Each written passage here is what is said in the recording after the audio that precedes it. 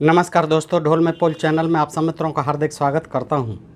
दोस्तों, आप जान पा रहे हैं धर्मशास्त्रों में, धर्म ग्रंथों में और हमारे धर्म में ऋषि ब्राह्मणों ने क्या क्या लिख रखा है, ये आप जान रहे हैं। दोस्तों, किस तरह का ये धर्म है जिसको हमारा धर्म बताया जाता रहा है और हम लोग भी उसे अपना धर्म मान करके आज तक गले से लगाते रहे हैं। दोस्तों, इनको ग्रंथों को पढ़ने से ये विदित होता है कि ये ब्राह्मण ऋषियों ने, ब्राह्मण मुनियों ने, ब्राह्मण लेखकों ने ये अपने हित के लिए लिखे, अपने स्वार्थ के लिए लिखे, अपने स्वार्थ पूर्ति के लिए लिखे कि इनको जो है यज्ञ और हवन और उसके नाम पर, संस्कारों के नाम पर तमाम दान दक्षिणा मिलती रहे और इनकी आजीविका चलती रहे। और ये आज भी हो रहा है। दोस्तों, जब हम इन धर्म ग्रंथों को पढ़ते हैं तो इससे मालूम पड़ता है कि इन्होंने समाज को 4 वर्णों में बांट करके अपने को सर्वोच्च बता करके क्षत्रियों तक को, क्षत्रियों से संघर्ष होता रहा है। परशुराम ब्राह्मण ने 21 बार पृथ्वी जो है क्षत्रिय विहीन कर दी। वैश्यों को भी सताया गया है, लेकिन सबसे ज़्यादा जो है शूद्र और स्त्रियों को सताया गया है। दोस्तों, शूद्रों को जहाँ तक बात है सताने की तो आप जानते ही हैं। दोस्तों, मैं आपको प्रमाण सहित बता भी रहा हूँ। लेकिन जहाँ स्त्रियों की बात आती है, हमारी बहन बेटियों की बात आती है, तो देखते हैं कि शास्त्रों में उनके खिलाफ भी बड़ा जहर उगला गया है और उनको हीन बताया गया है, पतित बताया गया है। दोस्तों, ये पढ़ने से मालूम होता है हमारी माँ बहन जो हैं वो इन्होंने ये चीज़ें पढ़ी नहीं हैं, उन्हें पता नहीं है, इसलिए वो ज़्यादा मात्रा में जो है अंधविश्वासी हैं, पाखंडी हैं। उन्हें पता नहीं है, उन्हें केवल ये इतना सुन रखा है, पढ़ी लिखी हैं, उन्होंने ये सुन रखा है, पढ़ रखा है कि तुलसीदास ने रामचरितमानस में लिखा कि ढोल गंवार शूद्र पशु नारी सकल ताड़ना के अधिकारी, इतना ही सुना है। लेकिन जब आप देखेंगे तो तमाम ग्रंथों में, ऋग्वेद से लेके, वेदों से लेके, अथर्ववेद से लेके, सारे रामायण में, गीता में, महाभारत में, सारे स्मृतियों में, सारे धर्मशास्त्रों में स्त्री को जो है बहुत ही पतित माना गया है। लेकिन जब कहते हैं कि स्त्रियों की बड़ी दुर्दशा हुई है शूद्रों की तरह, तो लोग जो है उनका सनातन जाग जाता है, उनका हिंदू जाग जाता है और कहते हैं कि नहीं, ऐसा नहीं है। हमारे धर्म में जो है यत्र नार्यस्तु पूजन्ते रम्यन्ते तत्र देवता बताने लग जाते हैं। मनु का जो है कि मनु महाराज ने देखिए क्या लिखा। ये लिखा कि भारतीय संस्कृति के व्याख्याता मनु महाराज कहते हैं कि यत्र नार्यस्तु पूजन्ते रम्यन्ते तत्र देवता और यत्र तास्तु न पूजन्ते सर्वास्तरस्त फला क्रिया। ये जो है मनुस्मृति 3/56 में लिखा हुआ है। इसका उदाहरण देने लग जाते हैं तुरंत। क्या कहने लग जाते हैं कि जहाँ नारियों की पूजा होती है वहाँ देवताओं का निवास होता है और इनकी पूजा नहीं होती, वहाँ सब क्रियाएं बेकार होती हैं, निष्फल होती हैं, कोई परिणाम नहीं होता है। यानी जहाँ स्त्रियों को पूजा जाता है, सम्मान दिया जाता है, वहाँ देवता निवास करते हैं, और जहाँ इनकी पूजा नहीं होती वहाँ की सारी क्रियाएं परिणाम शून्य, निष्फल हो जाती हैं। इसको जो है बढ़ा चढ़ा के और कहते हैं कि हमारे यहाँ देवी समझ के पूजा जाता है। देखिए, नवरात्रियों में देवी की पूजा होती है, लेकिन वो भूल जाते हैं कि वो जो है आपकी बनाई हुई प्रतिमाएं, उनको तो आप 9 दिन पूजते हैं, फिर सिरा देते हैं तालाबों में, पोखरों में, नहरों में जा कर के प्रदूषण बढ़ाते हैं। लेकिन अपनी जो असली देवियां हैं अपने समाज के बीच में, आज उनके साथ किस तरह से व्यवहार किया जाता है, कोई और नहीं करने आता, जो कहते हैं वही करने आते हैं। तमाम इस बेटियों का जो है परिवार पर बोझ समझी जाती है। क्यों? घर से बाहर निकलते ही उसके जो है बलात्कार हो जाते हैं, उसके ऊपर छींटा कसी होती हैं। आज भी महिलाएं सुरक्षित नहीं हैं। तो ये आदिकाल में और ज़्यादा था। दोस्तों, अब तो जब से संविधान हुआ है तो स्त्रियों को, हमारी बहन बेटियों को पढ़ने का अधिकार मिला है। आज तो बड़े बड़े उच्च अधिकारी बन रही हैं, IAS PCS अधिकारी बन रही हैं, मंत्री संतरी बन रही हैं, देश चला रही हैं, हवाई जहाज़ उड़ा रही हैं, रेल चला रही हैं, फ़ौज में जा रही हैं, पुलिस में जा रही हैं। तो आज तो उनकी बहुत तरक्की है, उन्हें खुश होना चाहिए कि हमारा देश स्वतंत्र हुआ, हमारा भारतीय संविधान लागू हुआ। अन्यथा इनका जो मनुस्मृति जैसा विधान लागू थे, और एक नहीं मनुस्मृति, सैकड़ों हजारों ये जो है धर्म ग्रंथ लिखे हुए हैं, उनमें सब में नारियों को शूद्रों की तरह ही पतित बनाया गया है।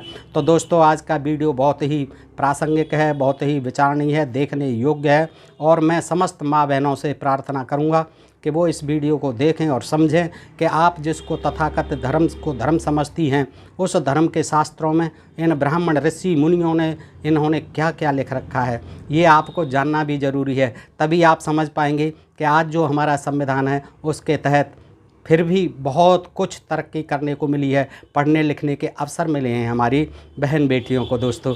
तो आइए देखते हैं क्या कहते हैं। देखिए, ऋग्वेद में देखा जाए तो ऋग्वेद के 6 बटा, ये मैं साक्ष्यों के आधार पर आपको जानकारी दे रहा हूं दोस्तों, विभिन्न साक्ष्यों को मैंने पढ़ा है और ये उसी के आधार पर जानकारी है कि ऋग्वेद 6/33/17 में लिखा है कि इंद्र ने स्वयं कहा है, इंद्र कहता है, क्या कहता है कि स्त्री के मन को शिक्षित नहीं किया जा सकता। स्त्री के मन को, यानी स्त्री को तो शिक्षित ही नहीं किया जा सकता। क्यों? कारण क्या है? उसकी बुद्धि तुच्छ होती है। अब देखिए, इंद्र जैसा जो कि देवताओं का राजा कहते हैं, और वो इतना महान था कि उसने गौतम ऋषि की पत्नी अहिल्या के साथ दुराचार किया, दुष्कृत किया, और उसको जो है 1000 भग उसके शरीर पर हो गए और उसने गौतम ऋषि ने शाप दिया। फिर उसके बाद देवताओं ने समझाया तो गौतम ने अपना शाप वापस लेते हुए 1000 जग की भगों की जगह क्या हो गया, 1000 आँखें हो गई, नेत्र हो गए, सहस्राक्षी कहलाने लगा इंद्र जो है। तो वही इंद्र जो है, दुराचारी इंद्र, क्या कहता है ऋग्वेद के 8/33/17 में कि स्त्री के मन को शिक्षित नहीं किया जा सकता, स्त्री को तो बिल्कुल पढ़ाया ही नहीं जा सकता, क्योंकि उसकी बुद्धि तुच्छ होती है।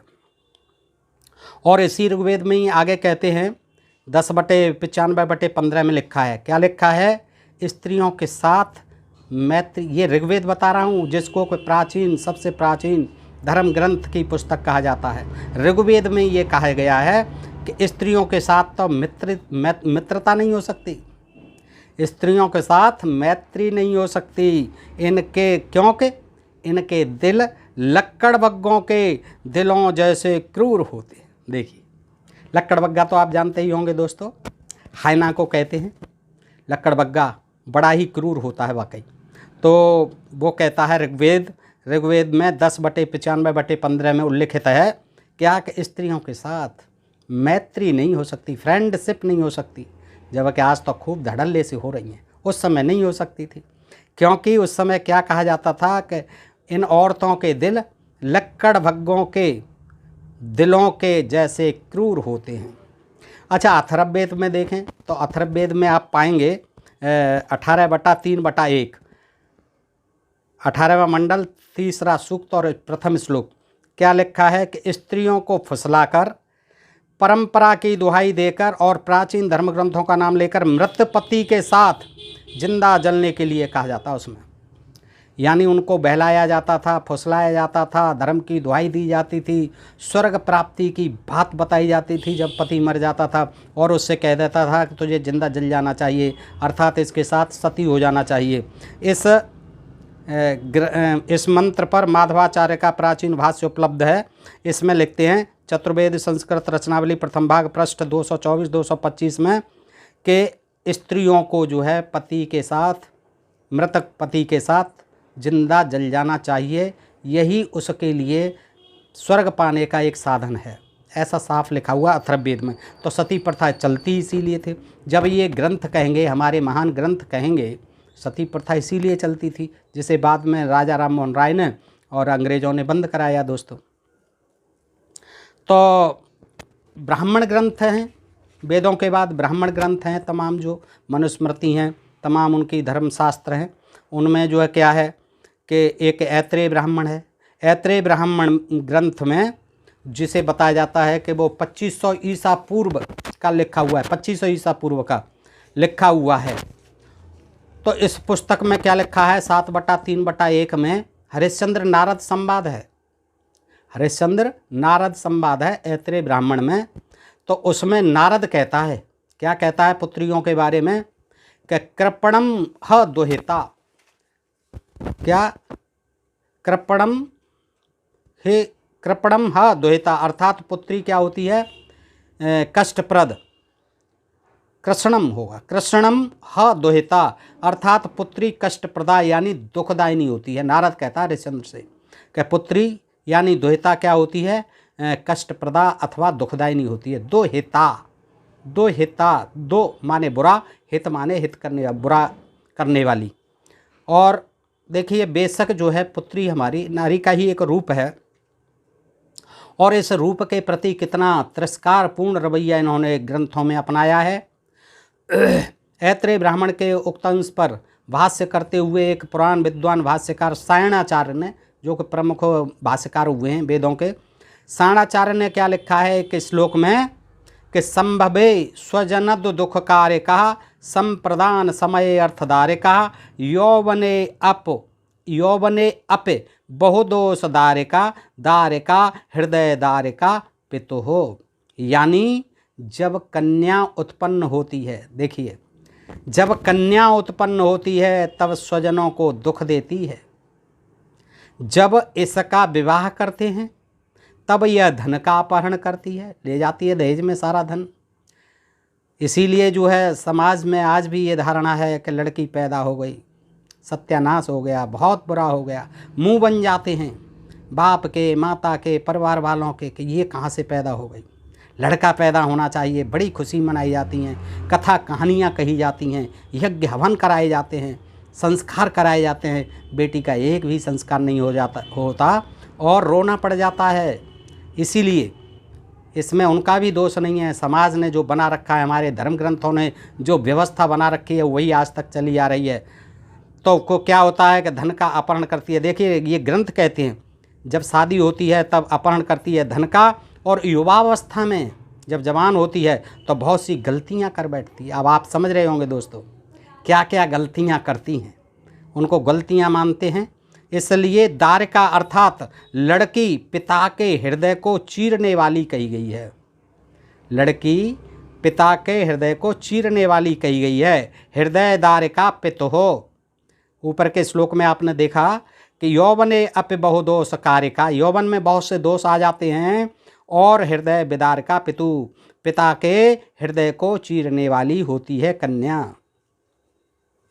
अच्छा, एक यास का नाम के ऋषि हुए, यास ने निरुक्त लिखे हैं, निरुक्त ग्रंथ, और ईसा से लगभग 800 ईसा वर्ष पूर्व उनका समय माना जाता है। यास का निरुक्त लिखे, तो निरुक्त नाम की पुस्तक लिखी, उसमें उसका जो है वैदिक साहित्य में बहुत ऊंचा स्थान है। तो उसमें नारी के एक रूप बेटी के विषय में क्या लिखा है कि बेटी को द्विता इसलिए कहा जाता है। देखिए यास्कर किसी कहता है अपने निरुक्त में कि बेटी को दुहिता, आप जानते ही हैं दुहिता कहा जाता है।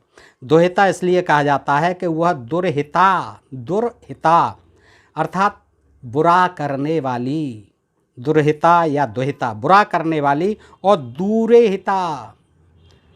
हिता अर्थात उससे दूर रहने पर ही भलाई है।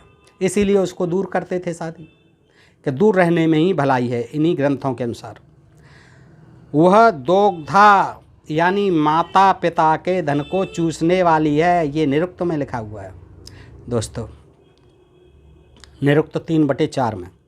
और आगे चल के इसी पुस्तक में 4/15 में लिखा है कि कन्या शब्द की निरुक्ति देते हुए आचार्य यास्क ने क्या लिखा है कि कन्या को कन्या कहने का मतलब यह है कि वह ज्यों ही पैदा होती है त्यों ही वह चिंता उत्पन्न कर देती है कि इसे किसके गले मढ़ेंगे। कन्या क्यों कहा जाता है कि क्वेयम नेतव्या यानी किसके गले इसको मढ़ेंगे। पैदा होते ही ये चिंता हो जाती है माता पिता को कि इसकी शादी कहाँ करेंगे, इसका विवाह कहाँ करेंगे, इसके लिए कितना दहेज लाएंगे, कैसे जोड़ना पड़ेगा, अभी से चिंता हो जाती है। तो इन उदाहरणों से आप दोस्तों देख रहे हैं कि भारतीय संस्कृति में, भारतीय धर्म में इन ऋषि मुनियों ने स्त्री को कहाँ सिद्ध किया है। शूद्रों से भी ज़्यादा पतित है, लेकिन हमारी बहन बेटियों को पता नहीं है। ये आज जो है संविधान की छाया में उनको तमाम अधिकार मिले हुए, फिर भी आज भी उनके साथ बलात्कार होते हैं, उनको मार दिया जाता है, जला दिया जाता है, दहेज के नाम पर जला दिया जाता है। आगे देखते हैं। देखिए रामायण जो है हमारा जो है प्रमुख ग्रंथ है, हम हिंदुओं की उसको बाइबल कहा जाता है। तो रामायण में क्या है, रामायण का तो आपने सबने पढ़ा है, लेकिन वाल्मीकि रामायण का बड़ा ऊंचा स्तर है। तो इसमें मानवीय स्तर पर नहीं लिया जाता है नारी को, क्या अमानवीय स्तर पर ज़्यादा लिया गया। मानवीय स्तर पर उसके चरित्र नायक के पिता राम के राम जो है नायक हैं, तो उनके पिता दशरथ तीन तीन स्त्रियों से विवाह करना क्या था उनकी विलासपूर्ण इच्छाएं थी। तीन तीन स्त्रियों की क्या ज़रूरत थी उनको शादी करने की। लेकिन लोग कहते हैं अरे उनके पुत्र नहीं हुआ था इसलिए उनको जो है 3 शादी करनी पड़ी। तो भाई पुत्र नहीं हुआ था, 3 पुत्र होने के बाद में उस ऋषि को बुलाया गया, उस ऋषि ने जो है मंत्र पढ़े और वो खीर पढ़ के दी, यज्ञ कराया, पुत्रेष्टि यज्ञ, उससे पैदा हो गया। तो ये काम तो पहले ही कौशल्या की से जब शादी हुई थी तभी कर देना चाहिए था। फिर उनमें जो है 3 शादियों के बाद विवेक जागा, दशरथ में भी और उस ऋषि में भी। तो ये जो है वो पहली रानी में ऐसा कर सकते थे। और आगे आपने देखा ही है कि सीता की पंचवटी पर राम लक्ष्मण जी बैठे हुए हैं सीता के साथ, तो शूर्पणखा आ जाती है रावण की बहन और वो उनसे कहती है कि आप तो बहुत सुंदर हैं, मुझसे शादी कर लो। अब इस शादी के प्रस्ताव पर ही कोई लड़की, कोई बहन बेटी किसी की अगर किसी से मोहित होकर के कहती है कि आप शादी कर लो, तो मना कर दो कि भाई मेरी तो शादी हो गई है, आप जाइए अपना काम करिए। और फिर कहते हैं कि वो खाने को दौड़ी थी, सीता पर झपट पड़ी थी। भाई 3 आदमी थे, तुम 2 महापुरुष थे और तीसरी सीता थी, तो वो इतनी बलशाली हो गई, अकेली शूर्पणखा खा जाती, सबको मार देती सीता को। लेकिन कहा कि जाइए इसके नाक कान काट लो, अंग भंग करो। ये जो है उनका ज्ञान था स्त्रियों के प्रति। देखिए फिर कहते हैं कि मर्यादा पुरुषोत्तम राम थे। और दोस्तों ये लिखी पड़ी बात है, ये मैं नहीं कहता, कि राम के आदेश पर लक्ष्मण द्वारा शूर्पणखा की नाक कान काट देना भी यही दर्शाता है कि तत्कालीन आर्य संस्कृति में नारी के साथ सहानुभूति के साथ व्यवहार नहीं किया जाता था। लेकिन अब उसको जो है वो सिद्ध कर दिया, राक्षसी थी और वो मारने खाने को झपट पड़ी थी। अरे खा तो नहीं लिया था, झपट पड़ी। देखते 2 आदमी थे आप, तीर कमान थे आपके पास, धनुष बाण थे, मार देते उसको। लेकिन उसका नाक कान काटने का क्या मतलब था, उसे समझा देते भाई हमारी पत्नी जो है उर्मिला घर पे है और ये भाई हैं, इनकी जो है इनके साथ हैं, तो हम ऐसे शादी कैसे कर लेंगे, ये भी तो कहा जा सकता था। लेकिन नहीं, नाक कान काट लिए। अब नाक कान काट कर तो आपने मरे से भी बुरा कर दिया। आज कोई इस तरह से जो है नाक कान काट दे तो उसकी क्या सज़ा होगी दोस्तों। देखिए अब उसके घर वाले जो है, उसके भाई बहन जो है, सभी माता पिता उसको स्त्री के भी नाक कान काट लेंगे, उसकी सब स्त्रियों के नाक कान काट लेंगे। आज तो ये गोली मार देंगे नाक कान काट के। लेकिन रावण जो है इतना विद्वान था कि वास्तव में उसने अपनी विद्वता का परिचय दिया था। शिव का भक्त भी बताते हैं कि चुपचाप उठा ले गया। देखिए बलशाली था तो उठा ले गया। उसने तो वो चाहता तो नाक कान काट के छोड़ जाता, लेकिन उसने स्त्रियों का सम्मान किया। उसने जो है कोई दुराचार नहीं किया, कोई बिल्कुल भी कष्ट नहीं दिया। अपने महल में रखना चाहता तो वहाँ भी रख सकता था, लेकिन नहीं, अशोक वाटिका में दिया और पूरा समय दिया कि सीता अगर तो मुझे मन से स्वीकार करोगे उस दिन मैं आपसे कोई बात करूँगा, अन्यथा नहीं। कितना टाइम दिया। तमाम राक्षसियाँ जो है अपनी लगा दी सेवा में, त्रिजटा आदि। तो दोस्तों इस तरह से और आगे क्या होता है सीता के साथ 3 बार अग्नि परीक्षाएं होती हैं। दशरथ जी भी आ जाते हैं, सारे देवता आ जाते हैं और फिर वो कह देते हैं कि कोई बात नहीं, सीता जो है बिल्कुल ही पवित्र है, इसको किसी ने कुछ नहीं किया है। आप संदेह करते हैं राम जी, कह रहे ऐसा तो हो ही नहीं सकता, वो उठा के ले गया है, सब कुछ किया होगा उसने, आपको छुआ भी है उसने, आप अपवित्र हो गई हैं। लेकिन वो कहती हैं कि नहीं, ऐसी कोई बात नहीं है। रावण को सांप लगा हुआ था कि वो पराई स्त्री से अगर कुछ करेगा गड़बड़ तो उसके जो है सिर के टुकड़े टुकड़े हो जाएंगे। उसको अरवसी अप्सरा का श्राप लगा हुआ था, तो कुछ नहीं किया। लेकिन नहीं विश्वास हुआ, 3 बार अग्नि परीक्षा दी और रावण के उठाने से पहले ही वो अग्नि में प्रवेश कर गई थी। नकली सीता थी और नकली सीता के चक्कर में इतने बवालबाजी क्यों हुई।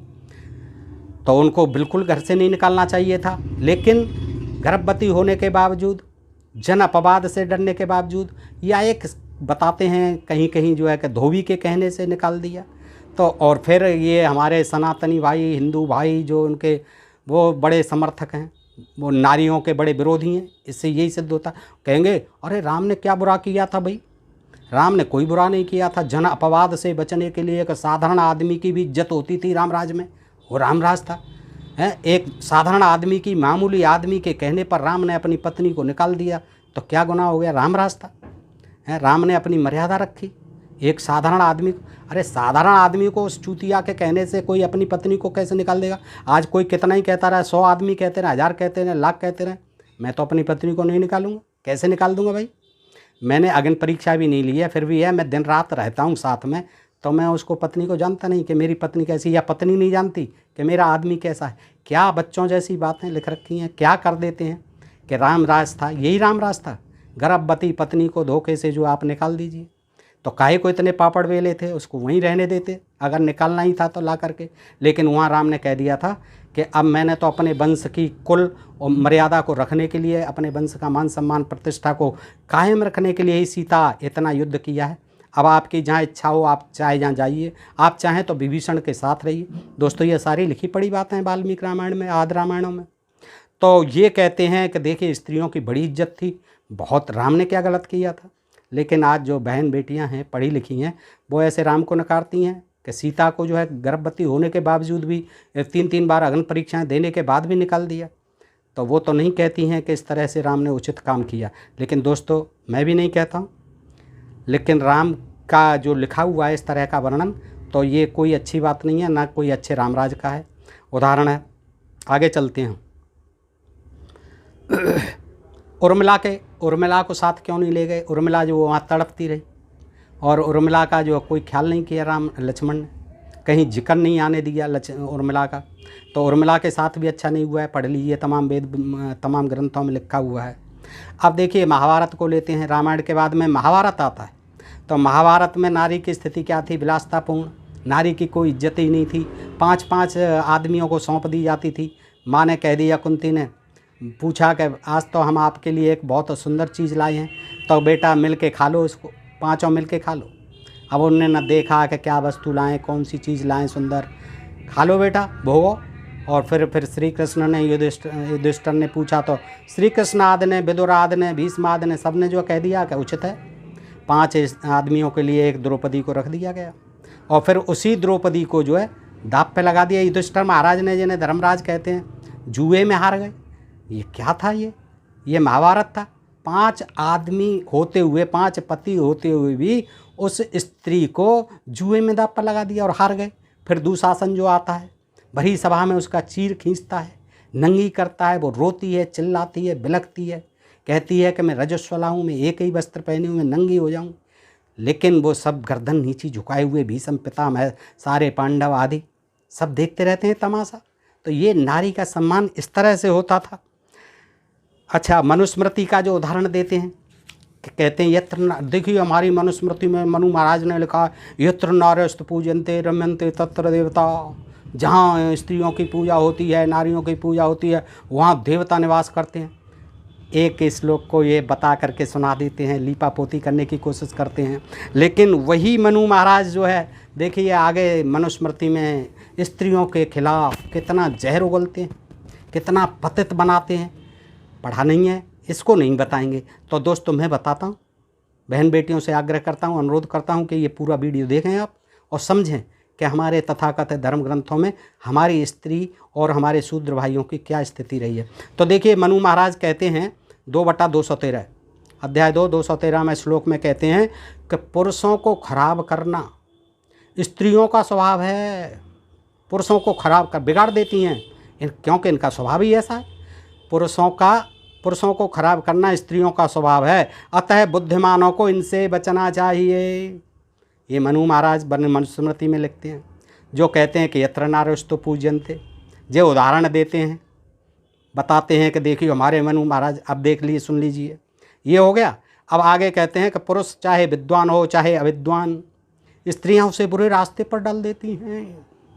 बचो, विद्वान हो या विद्वान, स्त्रियां क्या करती हैं? कुमार्ग पर ले जाती हैं, बुरे रास्ते पर ले जाती हैं। ये 2/214 में लिखा हुआ है। आगे चलते हैं। चाहे माता हो, चाहे बहन हो, चाहे अपनी लड़की हो, इनके पास एकांत में नहीं बैठना चाहिए। क्यों नहीं बैठना चाहिए? माँ के साथ सोते हैं, और जवान हो जाएं तब भी सो जाएं तो क्या दिक्कत है? बैठने की बात तो अलग है। माँ माई होती है, बहन बहन ही होती है। लेकिन क्योंकि ग्रंथों में बहन भाई के बीच भी दुराचार हुए, माँ बेटे के साथ दुराचार हुए, और बाप और बेटी के साथ दुराचार हुए, तमाम ग्रंथ भरे पड़े हैं, बताने की आवश्यकता नहीं है।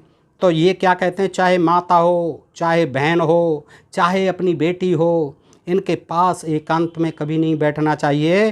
क्योंकि इंद्रियां कई बार विद्वानों को खींचकर बुरे रास्ते पर ले जाती हैं। विद्वानों को भी, ब्रह्मा जैसे लोगों को भी, जिनको कि जगत का सृष्टिकर्ता कहा जाता है, वो उनको भी ले जाती हैं। तो वो गलत नहीं कह रहे हैं, मनु महाराज सही कह रहे हैं। उस समय यही होता था तो इसलिए होता था। लेकिन आज संविधान है दोस्तों, सब लोग पढ़े लिखे हो रहे हैं, तो ऐसी गलती शायद ही कोई करेगा। आगे चलते हैं कि लाला में लिए हुए भूरे रंग वाली, 6 उंगलियों वाली, छंगी जैसे कहते हैं, 6 उंगलियों वाली, ज़्यादा बालों वाली, बड़े बड़े घने बाल हों, काले काले ज़्यादा हों एकदम, या फिर कम बालों वाली, बिना बालों वाली गंजी हो, ज़्यादा बोलने वाली हो यानी वाचाल हो, उस स्त्री के साथ तो भूल कर भी विवाह नहीं करे। अब देखिए 3/8 में है दोस्तों, पढ़ लेना मनुस्मृति। मैं कोई ऐसे नहीं कह रहा, सब प्रमाण कह रहा हूँ कि ललाई लिए हुए भूरे रंग वाली, 6 उंगलियों वाली और ज़्यादा बालों वाली, बिना बालों वाली, ज़्यादा बोलने वाली स्त्री के साथ विवाह न करे। भूल के भी मत कर लेना। ज़्यादा बोलती हो, ज़्यादा घने बाल हों, या फिर बाल हों ही नहीं, भूरे बाल हों, 6 उंगलियां हों, गिन लेना, 6 उंगलियों वाली के साथ कभी साथ। अबे भाई एक ज़्यादा है, क्या दिक्कत हो गई? 6 उंगलियां हो गई तो क्या वो अब वो उसके साथ शादी नहीं करेगा? किसी के भूरे बाल हों बचपन से, आजकल तो भूरे बाल हो जाते हैं, या लाल रंग लेते हैं, काले भी रंग लेते हैं, तो उसके साथ शादी नहीं होगी, वो घर में ही बैठी रहेगी। क्या यार ज्ञान है? ज़्यादा बालों वाली, बिना बालों वाली, अब हो सकता है जेनेटिक्स हो उसके कम बालों बेचारी के, तो वो क्या बेटी जो है घर में बैठी रहेगी माँ बाप के पास। और ज़्यादा बोलने वाली, अब बहुत से लोग ज़्यादा बोलते हैं, चपड़ चपड़, तो आदमियों के लिए क्यों नहीं लिखी ये बातें कि इनके साथ लड़कियों को शादी नहीं करनी चाहिए? लेकिन नहीं, क्योंकि ये पुरुष प्रधान समाज है, पुरुषों ने लिखे हैं। बेटियों में सारी गलती निकालेंगे, स्त्रियों में सारी गलती निकालेंगे, आदमियों के लिए कहीं नहीं लिखीजिए। उनके लिए लिख दिया पतिव्रता होनी चाहिए, व्रत करने चाहिए, दीर्घायु, और फिर उसमें लिखते हैं, सारे ग्रंथों में लिखा हुआ है कि पति के जीवित रहते हुए पत्नियों को कभी भी व्रत नहीं रखना चाहिए, अन्यथा उनकी अल्पायु हो जाती है पतियों की, और वो मर करके नरक में जाती हैं। सारे ग्रंथों में लिखा है, स्मृतियों में लिखा है। मैं इसके लिए वीडियो बनाऊँगा। लेकिन हमारी बहन बेटियाँ फिर भी इतनी सभ्य हैं, शिष्ट हैं कि उनके लिए व्रत रखती हैं, लेकिन आदमियों के लिए कोई नियम नहीं है।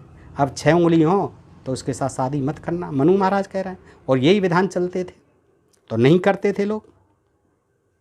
अच्छा आगे, कोई ऐसी बेचारी दुर्भाग्यशाली हो कि जिसके कोई भाई न हो, तो इसके लिए भी कहते हैं 3/11 में कि क्या जिसके कोई भाई न हो उसके साथ विवाह न करे भूल के भी। इसमें उस बेचारी का आप बताइए क्या कसूर है? उसके भाई नहीं है तो क्या उसके साथ शादी नहीं करनी चाहिए किसी को? ये मनु का विधान था, मनुस्मृति थी। कहते हैं यत्र नार्यस्तु पूज्यन्ते रम्यन्ते तत्र देवता। एक श्लोक लिख दिया तो उसको कहते हैं, भले ये प्रक्षिप्त लिख दिया होगा इन लोगों ने, क्योंकि ये कहते हैं कि तमाम प्रक्षिप्त हैं, तो इतने तो प्रक्षिप्त नहीं हो सकते। सारे ग्रंथों में यही चीज़ें लिखी हुई हैं। मैं उसका भी वीडियो बना दूंगा, सारे धर्म ग्रंथों से निकाल के। आगे देखो, पुरुषों को दिन रात स्त्रियों की देखभाल करनी चाहिए, इधर उधर नहीं हो जाएं। ये यानी बहम करने वाली बात है कि हर समय देखभाल में रखना चाहिए। कुमारावस्था में पिता उसकी देखभाल करता है, करेगा ही वो तो। युवावस्था में पति और बुढ़ापे में पुत्र। नारी स्वतंत्र नहीं छोड़नी चाहिए, नारी को स्वतंत्रता नहीं दी जानी चाहिए। गुलाम बना के, दास बना के घर में ही अंदर रहना चाहिए, घर से बाहर नहीं निकलने, हर समय निगरानी में रखना चाहिए। ये नियम थे देखिए दोस्तों, कि नारी स्वतंत्र नहीं की जानी चाहिए, स्त्रियों को जरा जरा सी बातों से बचाना चाहिए, नहीं तो दोनों कुलों की बदनामी होती है। बदनामी का बड़ा डर रहता था। घर से बाहर मत जाने दो, पढ़ने मत जाने दो, और किसी कार्यक्रम में मत जाने दो, नहीं तो पता नहीं क्या कर लेगी ये, दूसरे के साथ चली जाएगी तो कुल की बदनामी हो जाएगी। स्त्रियों के घर के कामों और धर्म के कार्यों में व्यस्त रखना चाहिए, इन्हीं धर्म के कामों में लगाए रखो। रोज़ व्रत करवाओ, भूखी प्यासी मारो, धर्म के कथा कहानियों के लिए दिन भर बिठा ले रखो, सुनाओ। और होता भी है आजकल, माँ बहनें सवेरे से ही बैठ जाती हैं, शाम तक जो है हरे रामा कीर्तन और ताली बजा बजा के खूब गाती हैं, नाचती हैं, कूदती हैं। इनकी कथा कहानियों को, इन्हीं कथा कहानियों को सुनती रहती हैं, क्योंकि उनका इस धर्म में बड़ा विश्वास है। लेकिन उन्होंने पता ही नहीं है कि इस धर्म ने आपको कहाँ पर ला जाके छोड़ा हुआ था। कि वो कहते हैं मनु महाराज के ये 9/11 में 9/11 में कहते हैं कि स्त्रियों को घर के कामों में और धर्म के कामों में, यही पूजा पाठ उपवास व्रत में व्यस्त रखना चाहिए, इसी में लगा रहना चाहिए, ताकि वे खाली समय ही प्राप्त न कर सकें। क्यों कि खाली दिमाग शैतान का घर होता है, कोई वैसी बात सोच ही नहीं सकें, आदमी के बारे में सोच ही नहीं पाए कि ये क्या कर रहा है बाहर, कहाँ कहाँ गुल छर्रे उड़ा रहा है, कहाँ कहाँ मौज मस्ती कर रहा है, उनको ये फुर्सत ही नहीं है। और पति को एकदम जो है मान ले कि ये तो बड़ा धर्मात्मा है, धर्मिष्ठ है, और उसके लिए व्रत रखे, उसकी सेवा करे, चरणों की दासी बनी रहे, उसका चरणोदक पीती रहे, ये सारे ग्रंथों में लिखा हुआ है। तो इसका तात्पर्य यह है कि उस समय स्त्रियों की स्थिति क्या थी और आज क्या है। आज पढ़ रही हैं, लिख रही हैं, तो क्या है ये मनु का विधान नहीं है, ये हमारे स्वतंत्र भारत का संविधान है। उसके तहत जो है स्त्रियां खुली हवा में सांस ले रही हैं, आज ऊंचे ऊंचे पदों पर जा रही हैं, पढ़ लिख करके विद्वान बन रही हैं।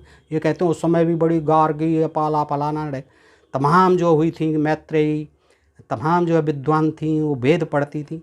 अरे भाई एक आध पढ़ गई होगी गलती से, पंडित किसी ब्राह्मण की कृपा हो गई होगी, पढ़ गई होगी, लेकिन ये ज़्यादातर स्त्रियों के साथ 98% स्त्रियों के साथ क्या होता था, 1-2% मान लो पढ़ भी गई, यही होता था मनु के विधान से। देखिए स्त्रियों को बचा कर रखना चाहिए बुरी नज़र से। क्यों बचा के रखना चाहिए? क्योंकि वे सुंदर या कुरूप का भी ध्यान नहीं करती। जब उनका मन आ जाए तो वो ये नहीं देखती कि ये कुरूप है कि सुंदर है, वो कुछ नहीं देखती। तो इसलिए स्त्रियों का जो हमेशा बचा के रखना चाहिए, किसी भी पुरुष की हो जाती हैं, किसी भी पुरुष की हो जाती हैं। 9/14 में। अब 9/17 में क्या लिखा है? स्त्रियों में क्रोध, कुटिलता, द्वेष और बुरे कामों में रुचि स्वभाव से ही होती है। ये तुलसीदास ने भी लिख दिया यही कि नार स्वभाव सत्य कवि कहें, अवगुण 8 तास उर रहें। नारियों का स्वभाव कवि लोग सत्य कहते हैं कि उनके अंदर 8 अवगुण तो हर समय विद्यमान रहते हैं। तो यही कहते हैं काम क्रोध मद लोभ मोह ईर्ष्या द्वेष दंभ डाह, ये सब जो है स्त्रियों में 8 अवगुण हमेशा रहते हैं। तो यही मनु महाराज कहते हैं, और मनु महाराज से इसी करके तुलसी ने चौपाई लिख दी, दोहे लिख दी कि स्त्रियों में क्रोध बहुत होता है, कुटिलता होती है, द्वेष करती हैं एक दूसरे से, और बुरे काम करती हैं। बुरे कामों में रुचि स्वभाव से ही होती है, जन्म जाते ही होती है। अब देखिए ये क्या है, पूर्वाग्रह से ग्रस्त हैं मनु महाराज स्त्रियों से। अरे उनकी भी तो माँ होंगी, बहन होंगी, अगर माँ बहन होती तो वो इस तरह की बातें क्यों करते। लेकिन मनु महाराज ने तो खुद ही ब्याह कर लिया था अपनी बहन से, जो ब्रह्मा की पुत्री थी शत्रुपा। तो इस तरह से जो होता है, स्त्रियों में क्रोध कुटिलता द्वेष और बुरे कामों में रुचि स्वभाव से ही होती है। आगे चलते हैं 9/18 में क्या कहते हैं कि स्त्रियों के संस्कार वेद मंत्रों से नहीं करने चाहिए, बिल्कुल नहीं करने चाहिए, कोई भी संस्कार होता ही नहीं था, इसीलिए वे मूर्ख होती हैं। क्यों नहीं करना चाहिए वेद मंत्रों से? क्योंकि वे मूर्ख होती हैं, वे अशुभ होती हैं। देखिए मूर्ख भी होती हैं, तुच्छ बुद्धि वाली भी होती हैं। ऋग्वेद में कहता है इंद्र के तुच्छ वाली, इनको शिक्षित नहीं किया जा सकता। तो ये महाराज भी कहते हैं कि वेद मंत्रों से इनके संस्कार कोई नहीं करने हैं, क्योंकि ये मूर्ख होती हैं और अशुभ होती हैं घर के लिए। बताइए, सारे सृष्टि की जननी है, उसको कह देते हैं अशुभ होते हैं। और ये कोई नहीं मामूली आदमी नहीं कह रहा है, ये मनुस्मृति लिखने वाले मनु महाराज कह रहे हैं। और विधवा स्त्री का दोबारा विवाह नहीं करना चाहिए, आगे कहते हैं कभी नहीं करना चाहिए। घर में ही बैठी रहती थी बेचारी, शादी होते ही विधवा हो गई, पूरी ज़िंदगी उसे जो है घर में ही बिठाना पड़ता था। और फिर वो किस तरह का जीवन जीती थी, नरक से भी बुरा। दोस्तों ये अब तक होता रहा है, लेकिन आज़ादी के बाद में अब जो है विधवाओं के विवाह होते हैं, और वो अपनी स्वेच्छा से विवाह कर सकती हैं, जैसे अन्य स्त्रियां करती हैं स्वाभाविक रूप से। तो क्या कहते हैं 9/64 में कहते हैं कि विधवा स्त्री का दोबारा विवाह नहीं करना चाहिए, यदि किया जाए तो धर्म का नाश होगा, धर्म का नाश हो जाएगा। बताइए, यदि सगाई के बाद ही भावी पति, सगाई शादी भी नहीं हो, सगाई हो जाए, एंगेजमेंट हो जाए, तो उसके बाद ही पति मर जाए तो कन्या को उस पति के छोटे भाई से ब्याह दे। ये सही था कि छोटे भाई से ब्याह दे, और वो आज भी होता है। लेकिन विधवा का विवाह नहीं हो सकता था, पति मर जाता था। तो आपने इस तरह से देखा कि मनुस्मृति में भी क्या क्या लिखा है। पुराणों में बहुत सी बातें लिख रखी हैं। पुराणों में तो यहाँ तक लिखा है कि विधवाओं को जो है सिर के बाल मुड़ा देने चाहिए और सब श्वेत वस्त्र पहनकर एकांत में रहना चाहिए, बिल्कुल एकांत में अकेली छोड़ देना चाहिए। अब बताइए, ये भी कोई बात है? नरक जैसा जीवन जीने को बाध्य कर सिर के बाल मुड़ा दिए जाते थे, सफ़ेद वस्त्र दे दिए जाते थे, ये पहचान होती थी कि ये विधवा है, और सवेरे सवेरे उसका मुंह भी कोई नहीं देखना चाहता था। ये शास्त्रों में लिखा हुआ है। और ये भी लिखा हुआ है कि किसी का पति चाहे दुर्व्यसनी हो, शराबी हो, जुआरी हो, लूला हो, लंगड़ा हो, अंधा हो, कुबड़ा हो, कोई भी हो, कोड़ी हो, लेकिन पत्नी को उसे छोड़ने का अधिकार नहीं है। साफ लिखा हुआ है, सभी धर्म ग्रंथों में लिखा हुआ है। अब देखिए, चाणक्य महाराज हुए हैं, उनका नाम आपने सुना ही होगा। कौटिल्य का अर्थशास्त्र नाम से महापुस्तक है, महाग्रंथ है, तो वो भी पढ़ा होगा दोस्तों, आपने सुना तो ही होगा। और चाणक्य नीति को तो लोग ज़्यादातर पढ़ ही लेते हैं। तो चाणक्य महाराज ने चाणक्य नीति में क्या लिखा है स्त्रियों के लिए, वो भी सुन लें। 2/1 2 अध्याय में 2 अध्याय 1 श्लोक है पहला, कि झूठ, दुस्साहस, कपट, मूर्खता, लालच, अपवित्रता और निर्दयता स्त्रियों का स्वाभाविक दोष है। ये दोष जो है स्वाभाविक है। कौन कौन सा? झूठ बोलना, दुस्साहस करना, कपट करना, मूर्खता करना, लालच करना, अपवित्रता होना है शरीर में, और निर्दयता होना।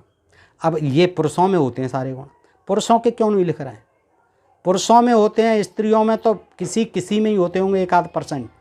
स्त्रियों में अगर ये गुण होते तो वो सृष्टि की जननी होती, किसी को जन्म ही नहीं देती, और जन्मते ही मार देती अगर क्रूरता होती उसमें।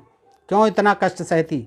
9 महीने पेट में रख करके पालती पणासती, 10-12 साल तक उसको जो है खूब जो है लालन पालन करती है, किशोर अवस्था आने तक। लेकिन हमारे चाणक्य महाराज हैं, चाणक्य नीति में लिखते हैं, झूठ, दुस्साहस, कपट, मूर्खता, लालच, अपवित्रता और निर्दयता स्त्रियों के स्वाभाविक दोष हैं। 2/1। अब 10/4 में क्या कहते हैं? स्त्रियां कौन सा दुष्कर्म नहीं कर सकती? यानी स्त्रियां तो दुष्कर्म की ही खान होती हैं, दुष्कर्म करने वाली केवल स्त्रियां ही होती हैं, पुरुष तो कोई दुष्कर्म नहीं करता। यानी स्त्रियां जो है कौन सा दुष्कर्म नहीं कर सकती, ये पूछते हैं।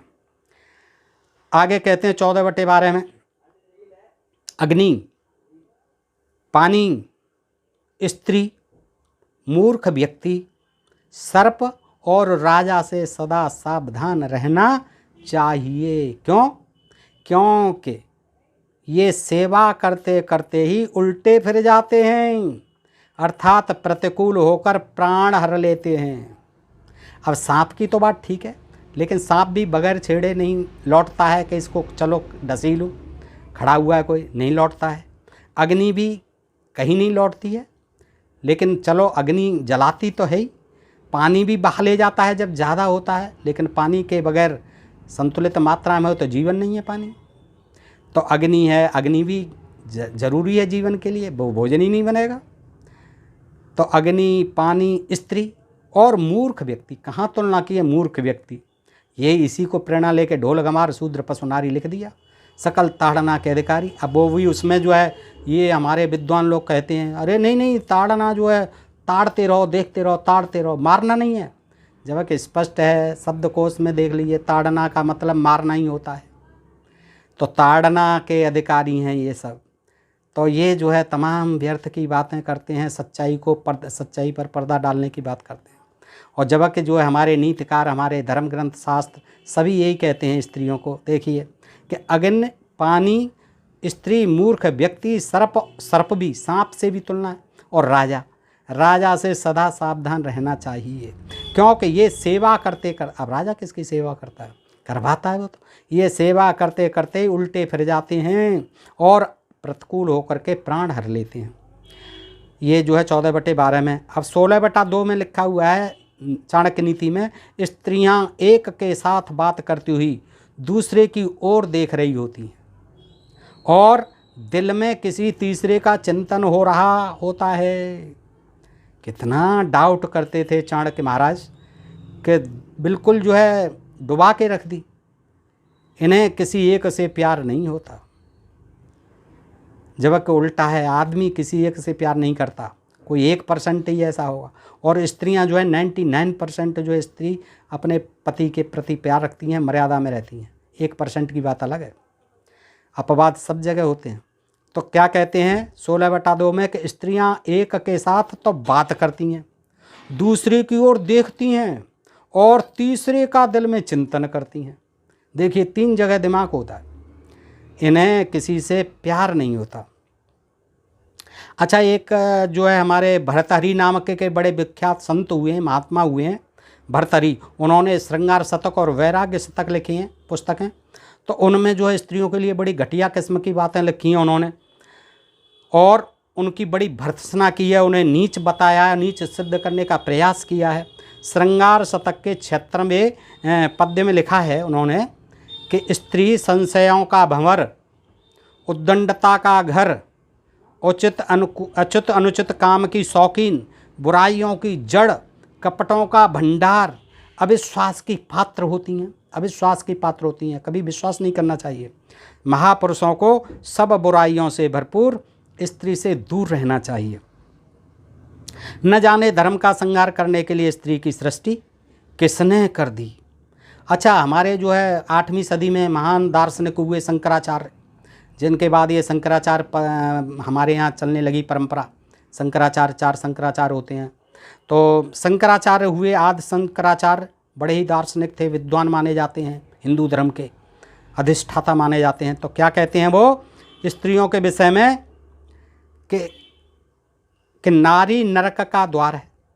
क्या है वो कहते हैं शंकराचार्य जी कि नारी नरक का द्वार है। अच्छा, गीता में श्री कृष्ण जी कहते हैं कि नारी, शूद्र और वैश्य ये पाप योनि हैं, ये अगर मेरी शरण में आ जाएं तो इनका उद्धार हो जाता है। स्त्री, शूद्र और वैश्य ये तीनों पाप योनि हैं, ये मेरी शरण में आ जाएं तो इनका उद्धार होता है। ये जो है गीता में हमारे भगवान श्री कृष्ण जी भी कहते हैं। अब पता नहीं किसने लिख दिया, कृष्ण जी क्यों कहेंगे ऐसी बात, वो तो स्वयं शूद्र वंश में ही पैदा हुए थे, शूद्र वर्ण में ही पैदा हुए थे। तो ये जो है उनके नाम ले ले करके लिख दिए गए हैं इस तरह से। तो दोस्तों आप बताएं कैसा लगा ये प्रसंग, मैंने आपको ये जानकारी दी। और आपसे निवेदन करूंगा कि 2 मिनट का समय और लेना चाहूँगा आपका, कि मैंने जो है इन्हीं बहन बेटियों के नाम आज के परिप्रेक्ष्य में एक कविता लिखी।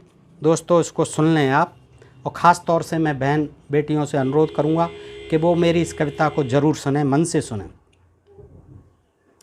सादिया व्यापार है, दौलत का व्यवहार है, माना मैं माटी की गुड़िया, जीना तो अधिकार है। शादी या व्यापार है। लड़की पूछती है कि ये शादी है जो मेरी हो रही है या व्यापार हो रहा है। ये तो ऐसा लगता है कि ये दौलत का व्यवहार है। कि जिस दिन, बेटी कहती है, जिस दिन मैं धरती पर आई, जग ने खुशी मनाई ना, पापा का चेहरा मुरझाया, मम्मी भी हर्षाई ना। सभी समझते मुझको जैसे आया सिर पर भार है, माना मैं माटी की गुड़िया, जीना तो अधिकार। बेशक आप मुझे माटी की गुड़िया कह लो, माटी की गुड़िया हूँ, लेकिन मुझे जीने का तो अधिकार है ना।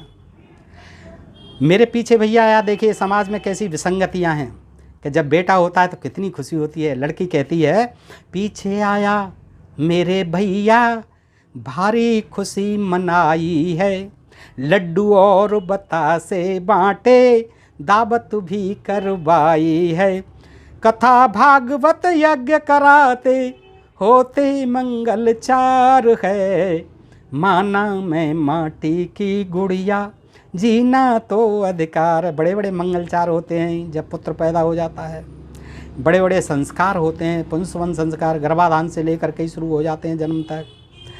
और बेटी के लिए कोई संस्कार नहीं होता है। भैया के लिए जो बतासे बांटे जाते हैं, दावत भी होती है, भगवत यज्ञ भी होती हैं, तमाम मंगलाचार होते हैं, मेरे लिए कोई नहीं होता है।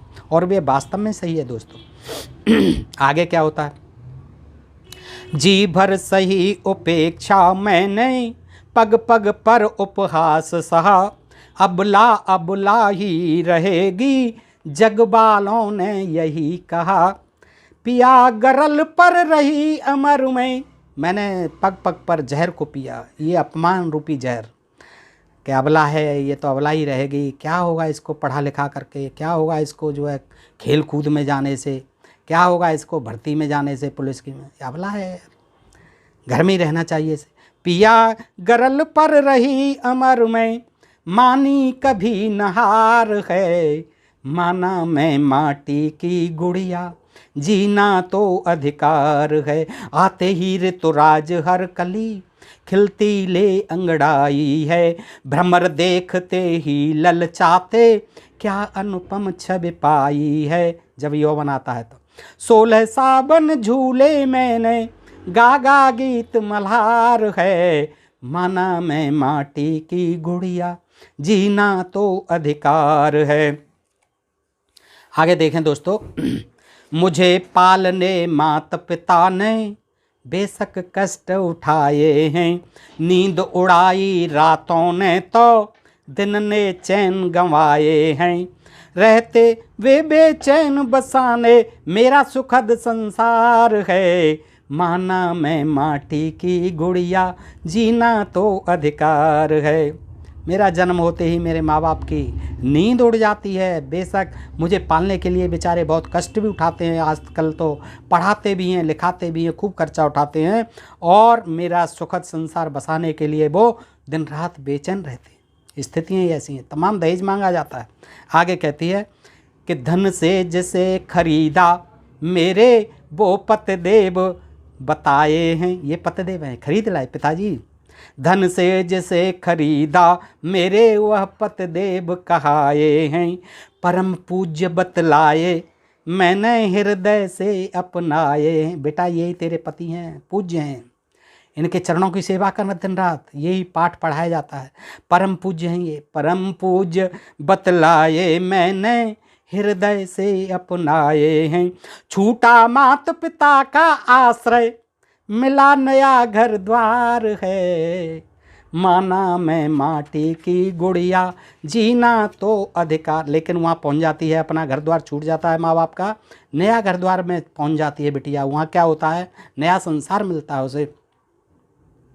हाय नियत है क्रूर, ढह गए महल सभी अरमानों के, क्या क्या मैंने अरमानों के महल संजो रखे थे, सब ढह गए। कैसे कि घायल करने लगे नित्य प्रति बाण सरासन तानों के, सास ननद पतिदेव सभी मिल करते अत्याचार है, माना मैं माटी की गुड़िया, जीना तो अधिकार है।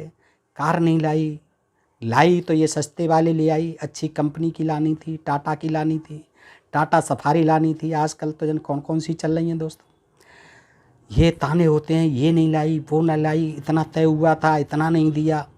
आगे क्या कहते हैं कि कौन सुने अब मेरी व्यथा को, वहाँ कौन सुनने वाला है ससुराल में, कौन सुने अब मेरी व्यथा को, रहती मन को मारू में, सास दहाड़े क्यों नहीं लाई, कार एक उपहार में, नागिन ओकल मुही डंकिनी, यह ऊंचा परिवार है, माना मैं माटी की गुड़िया, जीना तो अधिकार। ये बहुत ऊंचा परिवार है, तू कहाँ से आ गई नंगे घर की, अरे कार तो लानी थी, कार तेरे बाप ने कार नहीं दी। इस तरह के तमाम जो है ताने बेचारी को सुनने पड़ते हैं। बेशक उसका बाप जो है कर्ज करके उसको तमाम दान दहेज देता है, फिर भी धन की लालचियों की इच्छा पूरी नहीं होती। आगे क्या होता है, डाला तेल दिखाई तीली, हाय जलाए दई मैयारी, भागूं मुझे बचाओ चीखूं, पर कोई न बचैयारी, भागूं मुझे बचाओ चीखूं, पर कोई न बचैयारी, दहेज लोभी इन दुष्टों ने दिया मुझको मार है, माना मैं माटी की गुड़िया, जीना तो अधिकार है। यत्र नारिस्तु पूजन्ते रमन्ते तत्र देवता। उस देश में ये हालत होती है दहेज की खातिर। आए दिन आप देखते हैं दोस्तों, खूब कानून बन गए हैं, लेकिन कानून की धज्जियाँ उड़ा दी जाती हैं और बहन बेटियां जिंदा जला दी जाती हैं, आप देखते हैं। तो ये दहेज भी जो है क्या है, दहेज के कारण कन्या जो है परिवार पर बोझ समझी जाती है। ये दहेज विषधर डसता है। अंतिम निवेदन करता हूँ दोस्तों कि ये दहेज से सावधान रहें, दहेज न लें न दें। लेकिन जब देते हैं तो हमें बुरा लगता है, लेकिन जब लेते हैं तो बड़ी खुशी होती है बेटे की शादी में। तो ये दोनों तरफ से ही बंद होना चाहिए। ये दहेज विषधर डसता है, चुन चुन सुंदर बालाएं, धन के लोभी तोड़ फेंकते ऐसी हीरक मालाएं। धन के लोभी तोड़ फेंकते ऐसी हीरक मालाएं। दिनकर दुल्हन ही दहेज है, सहर्ष करो स्वीकार है। माना मैं माटी की गुड़िया, जीना तो अधिकार है। ये शादी या व्यापार है, ये दौलत का व्यवहार है। माना मैं माटी की गुड़िया, अरे जीना तो अधिकार है। शादी या व्यापार है।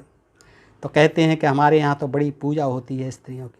दोस्तों कितनी पूजा होती है, कैसा उनके साथ आज भी सलूक होता है, तमाम बलात्कार होते हैं, तमाम बहन बेटियां मार दी जाती हैं। तो दोस्तों इसमें सुधार की ज़रूरत है। हमारा धर्म जो कहता है उसको करना भी चाहिए। इत्र नार्यस्तु पूजन्ते रमन्ते तत्र देवता। और ये जो धर्म ग्रंथों में लिखी हुई हैं उनके अनुसार आज भी उनके साथ उनके प्रति आचरण होते हैं, ये रोके जाने चाहिए। इनमें कोई सार नहीं है। आज बहन बेटियाँ पढ़ें लिखें, शिक्षित हों, आगे बढ़ें, ये हमारा संविधान कहता है। ये हमें जो है हमारा संविधान मौलिक अधिकार देता है। तो दोस्तों बताइए ये प्रसंग आपको कैसा लगा और बहन बेटियों को कैसा लगा। बहन बेटियां भी सुन सकती हैं और मुझे कमेंट करके लिख सकती हैं, बताएं कि आपको ये वीडियो कैसा लगा। दोस्तों आज के लिए इतना ही। आप अपने प्रिय चैनल ढोल में पोल को सब्सक्राइब करते रहें। सुनने के लिए आप सबका हृदय से आभार। नमस्कार। जय भारत, जय इंडिया दोस्तों।